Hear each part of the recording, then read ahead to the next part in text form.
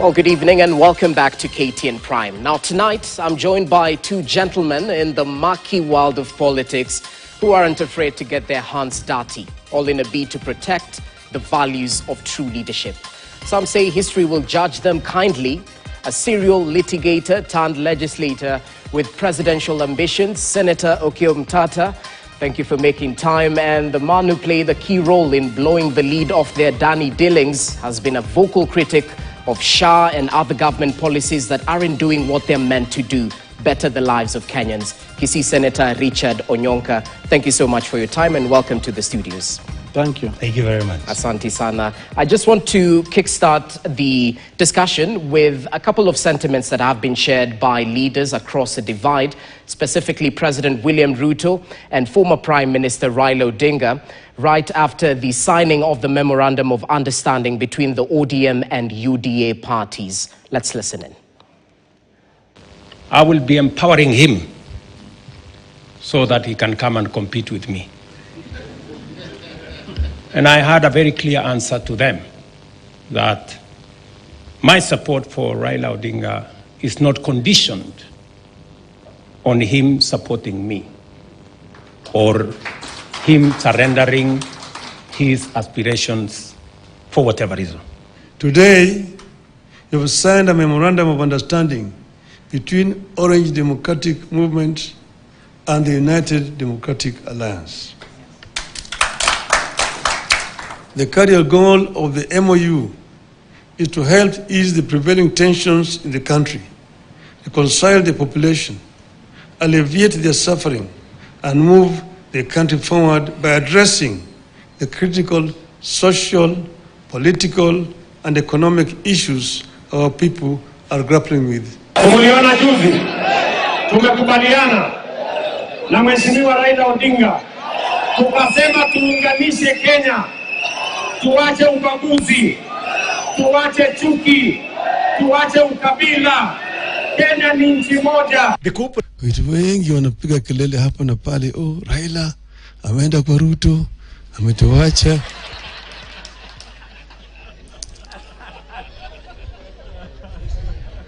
Mimi sijaenda kwa Ruto. Ruto amekuja kwangu. Mimi nimesema mimi nibaki, msimamo yangu haijabadilika. Kitu muhimu zaidi mpaka zalivyo mpaka sasa mimi nakuwa napigania haki ya Wakenya yote. As I committed to the people of Kenya, I believe in the rule of law. I do not believe in the handshake stories.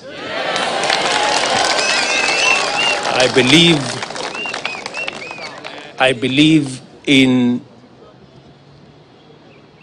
an accountable government held to account by a responsible opposition.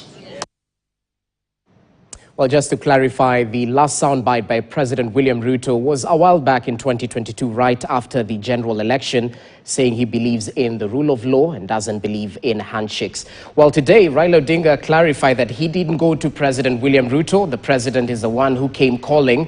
But whichever way you look at it, it has ramifications in the political landscape in the country.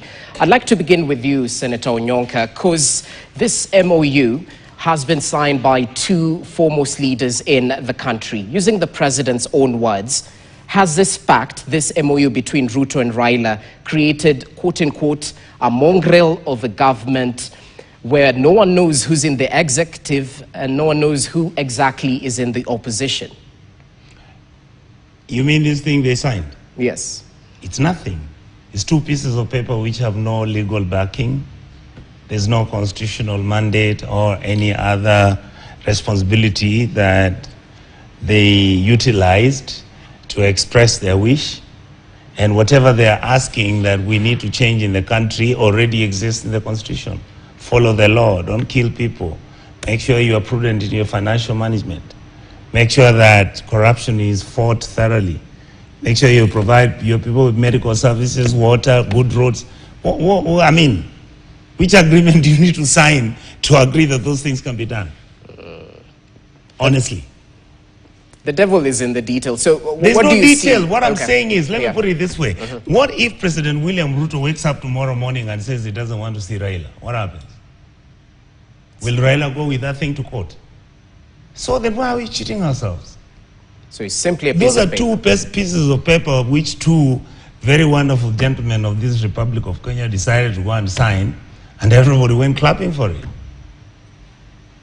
So what does it mean to the UDA and ODM members of parliament? Nothing. They were just camouflaging the fact that 2 weeks before, there was a ruling from the court which was talking about the majority and the minority.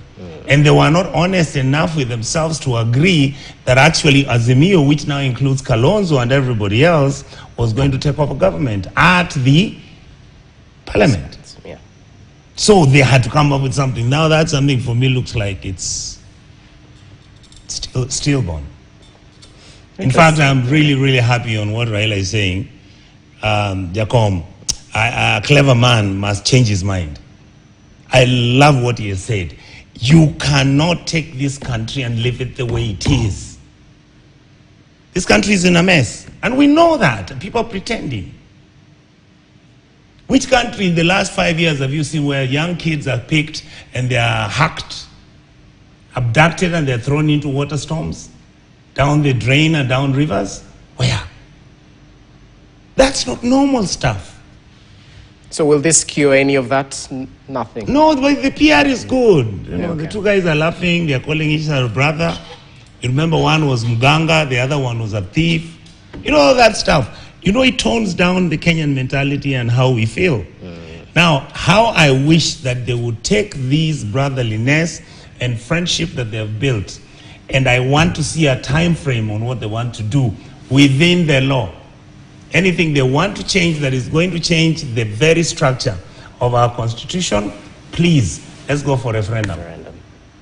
Okay, Senator Omtatah, I'd like your take on this because there are questions on who exactly gains from this Ruto-Raila deal. If you look at the 10-point agenda that they agreed upon, did it truly need or necessitate a coming together of these two political leaders or political rivals turned allies? Could it have been enacted or ironed out without an MOU? Well, thank you for the chance. First of all, of the 10, 9 are already in ordinary laws. Yes. Only one, the attempt to expand the executive, is what is new on the table. And for whose benefit are they expanding the executive? For themselves. It's a self-serving agenda. And I would like to refer them to Article 3, Clause 2. Any attempt to establish a government other than as provided in the Constitution is unlawful. What they are doing is unlawful. There's nothing called a broad-based government procedure. You form coalitions are allowed in the Constitution. But broad-based government is something that does not exist. So they have established a government contrary to the Constitution. So these people have committed treason, and Raila and Ruto should be in jail in a serious country. You see what happened in Korea when somebody tried to declare martial law? Yeah. He ended up in jail. That's where Raila and Ruto belong, because of Article 3, Clause 2. You cannot establish a government other than as provided in the Constitution.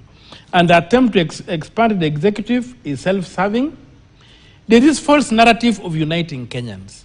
Kenyans are the most united people in this world.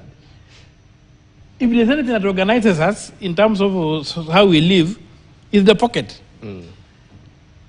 If you are very rich, you can go to Runda, you can go wherever. It doesn't matter who your neighbor is. You'll find people from any border. If you are not able, if you are just struggling by, you find yourself in Madare, and you'll find your neighbor is not of your tribe. So Kenyans are organized by the economy. And if there's anything that is killing people here, it's the economy, and we need to talk about the economy.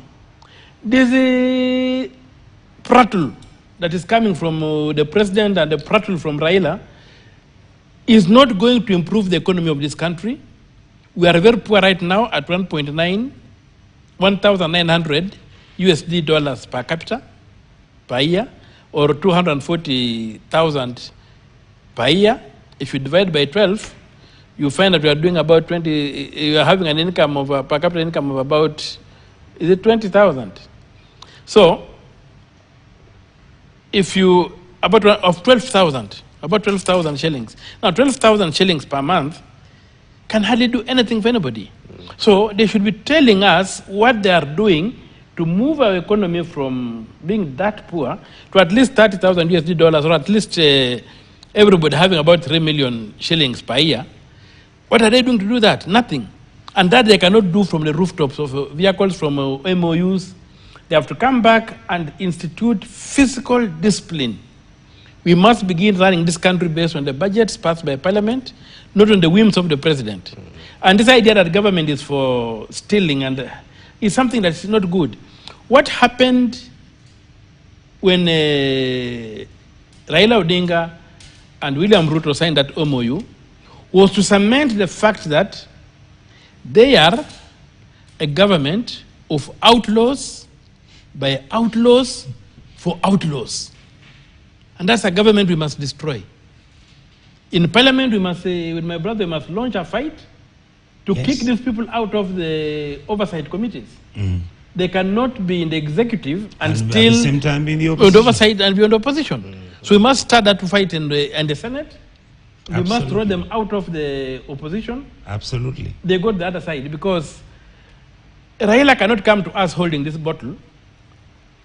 He takes it from a freezer and says, this is ice, therefore I don't have water. I'm carrying ice, I don't have water. That's arrant nonsense.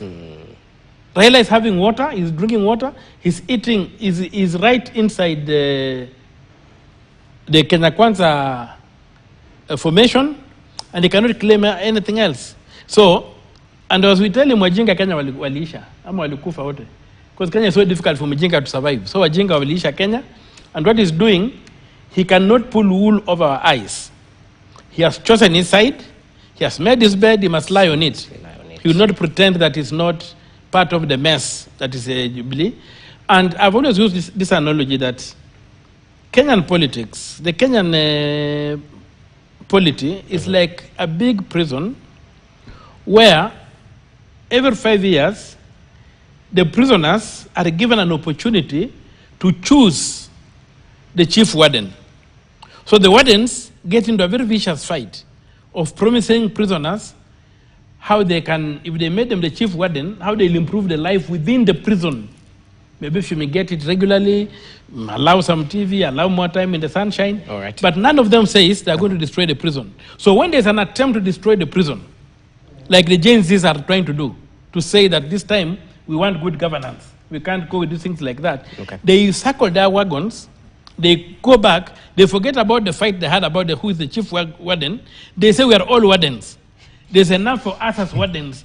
If the prison goes, our business is done. So Raila has gone back as a warden to join the fellow wardens to ensure that Kenyans stay in the prison so that he can have a job, so that Ruto can have a job, so that the other elite, political elites who have been exploiting us can have jobs and continue stealing from us. So, but this time the prison break cannot be stopped. Unfortunately for them. That's why now he's realizing, trying to come and masquerade that he's part of the prison break, but we are not going to allow him back in those ranks. He has chosen his sides, people have died, and there's no playing magic with us again. So, Omtatah, when you look at President William Ruto and his campaign-styled development tour in Nairobi County, of course, he's gone into the quote-unquote political bastions of the former Prime Minister Raila Odinga, Kamkunji, Isili, whatnot. And just today, he was on record defending the MOU, saying it's the only way to realize the dreams of the nation. It begs the question, what's the difference between the other handshakes that have been witnessed between Raila Odinga and the former heads of state and the current one we've witnessed with the quote-unquote political acrobat Raila Odinga? Does this boil down to unity, as they're saying, or it's simply political self-preservation? Let me help you. Yeah. We have a state that is broken down. This state is broken down not recently. It has systematically been broken down for a given purpose and agenda. Everything else that is broken down in our system has nothing to do with what you call the public good. What these gentlemen have done, and the political class generally, and I always talk about this, what is it that they can do that is not in the Constitution right now? Devolve funds to the counties. Increase that money. By now, we should bring 35%. even with the stealing of the county governments, but just accept that if there was good governance, 35% of that revenue, right now they're getting 15. My county would be getting about 36 billion shillings. You can't tell me that if Kisii County was getting 35 billion shillings and I got 36 billion shillings a year, you can't remove poverty from that neighborhood. Unless you become part and parcel of the system, and that is how the system works. Some of the stealing that is happening at the county government, some of the money is returned to the top. Look at the amount of money that the central government is managing. Billions and billions of shillings. I've always used this example. At one time, during President Kibaki's time, 10 years of president, he governed with 670 billion. How much do we give the Ministry of Education? 648 billion. And we can't take our university students to university, and we can't give free education. And we have got 200,000 kids. And the rest of the ones who are going to primary and secondary and ECDs, they're all messed up. Money for capitation doesn't go there. And what is happening? Tenders are being distributed from the top to the bottom. So my argument is this. Yes, these gentlemen can meet and have fun. They can go to State House. Raila can actually even be given a place where he consults William Ruto. I have no problem with that. Okay. But if this system continues the way it is, where we are withdrawing 1.4 trillion shillings in 7 months, and you can't get it, where we are losing 104 billion shillings from the same SHA, where right now it's individuals who are collecting monies that are getting out of SHA to be approved to health facilities, which the county governments are going to reclaim the money, and they are told there's somebody who has to come and approve it. And it's not a Kenyan. And you can run 60, 70 things like this that are going on. The other day I was talking about how university land is being sold. Now the universities are owning up. Bomas of Kenya has gone. Now the president comes and says, oh, by the way, we got a fantastic person who's coming to make this one of the world's biggest. Why did you do it within the law? Why are you breaking our country down to become just another banana republic? Why is it so difficult for people not to observe the law, follow it, and then do your business and make the money and nobody will bother you? That's what capitalists do. We are not a socialist country, so that today if we find you are worth $1 billion, we'll come and look for you. But follow the law. Create a fair playing ground for everybody. Okay. Whether it's recruitment of secondary schools, whether it is university students, whether it is teachers being recruited or cadets to the military. Why do we do it gung-ho? Because the winner takes it all. So tribes are rewarded to take the military teams to those communities, and we know. You had the other day, they employed 75,000 teachers. How many counties do we have? 47. Assume you give me 1,000 teachers for my county in Kisii. It will be felt. People will know people have been employed. True. How come I don't feel that? How come I can't get 1,000 teachers in Kisii County? Where did the 75,000 teachers go? Winner takes it all. That's my country. And we are saying, this is not the country I wanted Kenya to be. This is not a country that we want to be. We are better than this. Look at what Kenyans are doing outside the world. Okay. Look at Rwanda. Who built Rwanda? It was Kenyans with Kagame's very meticulous planning and coordinating. That a country was a banana republic is now 25 years down the line. Go and see the place, what's happening. I will not discuss the internal issues and that. I'm just saying, why is it that we don't want to get ourselves to become a country that people can emulate the way it was 25, 30 years ago? So I guess a big question would be, Senator Omtatah, how do we ensure accountability, the fight against corruption, is enhanced in the way it should be? Because you raised the issue about legislators and ideally oversight committees should majorly be formed by people from the parties that didn't form government. In this mongrel that we find ourselves in when we're facing claims that Parliament perhaps is captured by the executive, how exactly do we enhance accountability, oversight, and become sticklers of the rule of law? I think it's a question of, it's a design problem. The failure to implement the Constitution, and in this particular case, it's Article 225, 225 clause 1, which required Parliament to establish the National Treasury as a separate and distinct organ from the Ministry of Finance. Okay. How is Parliament captured? Parliament is captured through the money, the fact that the purse resides with the president. Yet in the design of the things, Parliament is supposed to control the purse, so that the president should lobby Parliament for money to do what it wants. But you see what is happening right now is that you have seen the president now to a point whereby unless a prominent person dies in your community, you never see development. Because it's at funeral that the president comes and says, begin giving us those pledges. He has crammed road networks, begins bamboozling people with his memory of road networks, what he's going to do, whatever, and he clowns around like a comedian in the name of the development. Those road networks should be discussed in Parliament. And Parliament should be allocating funds and giving the control of budget to do that. But if it's the president now who is the giver of goods, then the MPs, to get anything to their side, have to bow to him. The other thing is that he also gets this excessive money that he now uses to buy and corrupt the system.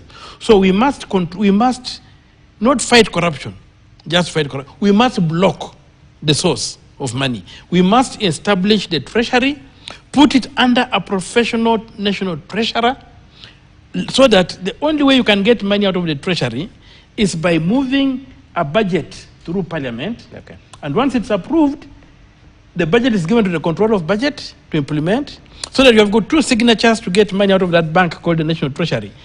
A signature from Parliament, which is the budget, and a signature from the control of budget, which reviews what is being done. Yeah. That's the way we shall drain the swamp, and then there will be no money to run around. But to say that we are going to fight corruption, first of all, just to use the word corruption is to mischaracterize it. I wish we could say we're going to fight the theft of public funds. Yes. Let us forget the word corruption. Let us call it the theft of the public funds, and the theft is fought by police. Let the OCS be the one dealing with people who steal from government, not these civilians called the Corruption Commission, who are just there to hide things. Let people be arrested by the OCS, be from march to court as thieves. Then this thing will come down. But before that, let us block the source. Okay. Because as they say in my place, a river does not flow higher than its source.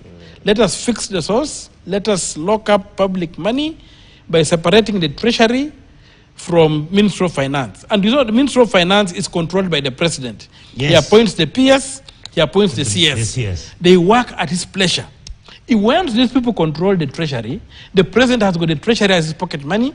That's why he can go anywhere and he say, nimta 200 million nitaweka hapa, nitajenga barabara 200,000, nitajenga. Kwani pesa yake? Huwezi kujenga. Ni bunge inatakana ijenge hiyo barabara kupitia kwa budget. If you look at the statement of actual revenue and net expenditure that is published by the treasury every end month, if you hold it in one hand and take the budget that Parliament passed, there are two different things. The executive is implementing and doing their own things. And Parliament is doing something else. Is doing something else which is neglected. Yes. So we must go back to the design of the Constitution. And that's why we are saying these people are behind NADCO must be crushed, because they want to corrupt the constitutional structure so that they can now legitimize these illegitimate ways they want to run this country in a way that we cannot understand. But if we implement this constitution, my brother, we will not have these problems we are having. Even the elections of the president, the constitution says an election of president takes place in each constituency. If we terminate that and get to 90 results, and even if the media can call, the way the Americans did for Trump, in November we knew who was the American elect president, they validated it in January. So if we were to do the same the way our constitution requires, we would never have bombers, where we bring choirs within the military, we bring whatever, that we are going to announce the results and we rig. So let us implement the constitution the way it is, and that's the way out of the hole. But I'll tell you, these two gentlemen have no agenda of developing this country. I've looked at it as a new manifesto. It had no formula of developing Kenya. I looked at the Kenya Kwanza manifesto. It had no formula of developing Kenya. That's why I did not join any of the camps. They are masqueraders. They are after power as an end in itself. not as a means of unlocking the potential of this country. So when you look at those two manifestos, it's bullshit. Nothing in them. Empty. Tabula rasa. So we must get to a point whereby we have development agendas that are comprehensible, that can tell us this is the money. Okay. This is what we are going to do. Yeah. This is the outcomes we're going to get. All right. But just platitudes, platitudes, platitudes.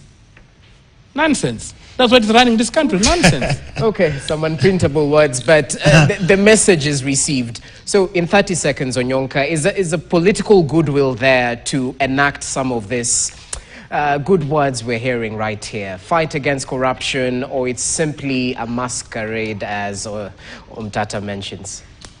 I am always trying to be an optimist, yeah. But as time moves on, I keep asking myself, what is it that is actually wrong with us?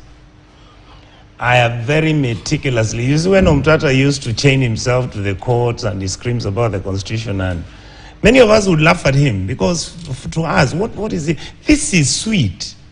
I mean, Kenya is the most beautiful country in the world. I mean, that time when I was an MP boss, you are getting into a flight and you're flying out to Australia and you're there for 2 weeks and you're paid 3 million shillings and you're like, this is sweet.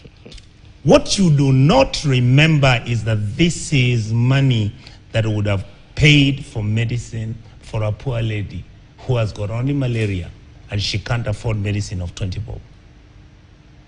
Then your conscience has to prick you. Then I started looking at this guy and I'm like, what is this guy about? Now when I came to the Senate is when I faced what he talks about. Everything in our government today is about a deal. You want to buy the syringes, you get a deal. You can even get fake ones. You want to go to KEMSA and you're trying to buy medicines, they bring expired medicines and sell to KEMSA, and they change the plates and the barcoding which is on the medicines. And the medicines are sent over to, just imagine if that was you going to get that medicine in that dispensary. So we must begin to interrogate ourselves. Okay. That yes, you can make money at KEMSA, but don't sell to us expired medicines. I mean, some people are packaging this drip water. Some guys are putting this, and it's sold to hospitals. And because it's a placebo, somehow people get well. I mean, what happened to us?